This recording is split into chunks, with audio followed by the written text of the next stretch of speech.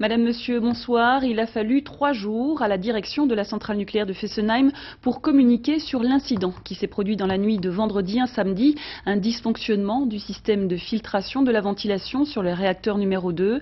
Un délai jugé bien trop long par la commission locale de surveillance qui rappelle qu'il s'agit du 6e incident depuis le début de l'année. Stéphane Gaudry, Fabienne Lemoin. L'écho des propos de Laurent Stricker devait encore résonner dans les murs de Fessenheim lorsque l'incident s'est produit vendredi. Une semaine auparavant, le patron du nucléaire en France prenait en effet un ferme engagement de transparence. C'est absolument contraire à la philosophie de l'entreprise, qui est au contraire d'avoir une grande transparence sur tout ce qui est sur nos installations. Et pourquoi veut-on avoir cette transparence? Parce qu'on n'imagine pas exploiter un parc de 58 réacteurs nucléaires sans avoir la confiance du public, et on n'aura pas la confiance du public sans transparence. Il aura pourtant fallu plusieurs jours aux responsables de la centrale pour révéler l'existence de cet incident. Pour eux, la gravité des faits ne justifiait pas plus de précipitation.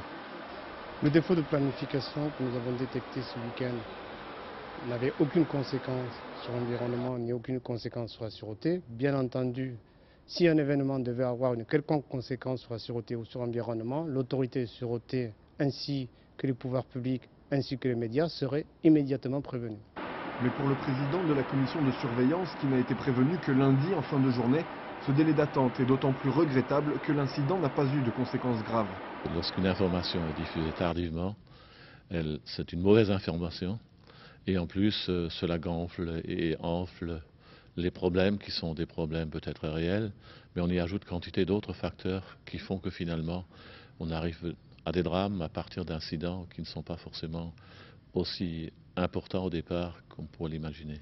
Le public, lui, a dû attendre une journée de plus pour prendre connaissance de l'incident, ce qui fait douter les Verts des engagements de transparence concernant le nucléaire.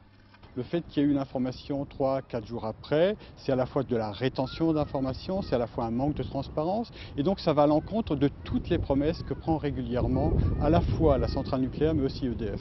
À travers cet incident, l'occasion était donnée aux responsables de Fessenheim de regagner la confiance du public, une occasion qu'ils n'ont semble-t-il pas su saisir.